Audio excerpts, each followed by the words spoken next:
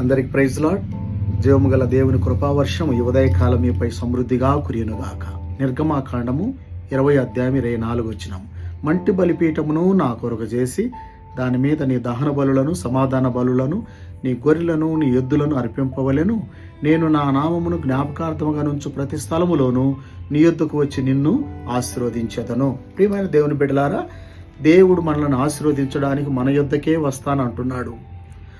అయితే ఆ ఆశీర్వాదము పొందడానికి మనం ఎక్కడికి వెళ్లాల్సిన పని లేదనేది దీని యొక్క భావన. అయితే మనం ఇక్కడ గమనిస్తున్నాము, ఆయన మన యొద్దకు వచ్చి మనల్ని ఆశీర్వదించాలంటే ప్రభువు కొన్ని షరతులు చెబుతున్నాడు. 24 మంటి బలిపీఠమును కట్టుము అంటే మంటి పెడ్డలతో అల్పమైన దానిని, బలహీనమైన దానిని నీళ్లు పోస్తే కరిగిపోయేటట్టుండే దానిని కట్టమంటున్నాడు. వెండి బంగారు చిత్రాలు నాకేమొద్దు, ఖరీదైన విలువైన నాకేమొద్దు.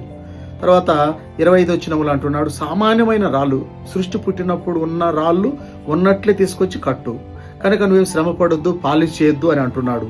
అయితే ఇక్కడ ప్రాముఖ్యమైనది ఏం చెప్తున్నాడంటే, అలా సింపుల్ కట్టిన తర్వాత నీ దహన బలి సమాధాన బలి నాకు అర్పించు. దహన బలి అంటే మనము స్వయము పూర్తిగా మాడైపోవాలి. ఎప్పుడు పోద్ది? సిలువ కిందికి వెళ్ళినప్పుడే స్వయం పోతుంది. సమాధానము అంటే ఇతరులతో మనం సమాధానం శాంతిగా ఉండాలా. ఇలా ఉండి ఆయనను మనం గౌరవిస్తే ఆరాధిస్తే అప్పుడు ఆ ఆరాధన దేవునికి ఇష్టమైనప్పుడు ఆయన ఏం చేస్తున్నాడు? అలా చేయాలని చెబుతున్నాడు. తర్వాత 3వదిగా నా నామం జ్ఞాపకార్థంగా నుంచి ప్రతి స్థలములోనికి మనం వెళ్ళాలా. అది యెరూషలేము దేశమా? కాదు. లేదా 1000 మంది 1,00,000 మంది కూర్చుంటే ఆడిటోరియాలా? కాదు. హెబ్రోనా హెర్మోనా ఎక్కడైనా ఏ ప్రదేశాలు కాదు. 1,00,000 మందితో ఉన్నది కాదు. నా దేవుని నామము జ్ఞాపకం చేసుకుంటే స్థలం 2-3 కూడి ఉన్న స్థలమైనా పర్వాలేదు.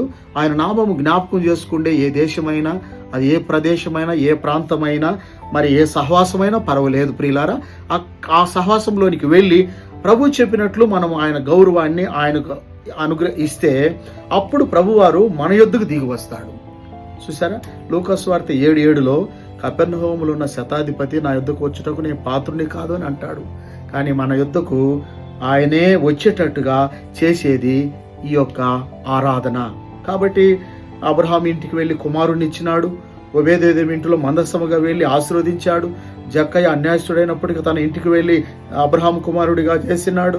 కాబట్టి ఇలాగున కృప మనకు అనుగ్రహం కలుగుతుందని ఆయన మనకు వాక్యంలో చెబుతున్నాడు. యోహాను సువార్త 14:21 వానికి నన్ను కనుపరుచుకుంటాను, నేనేంటో చూపించుకుంటాను, నా బ్లెస్సింగ్ ఏంటో ఇచ్చుకుంటాను అని ప్రభువారు అంటున్నారు.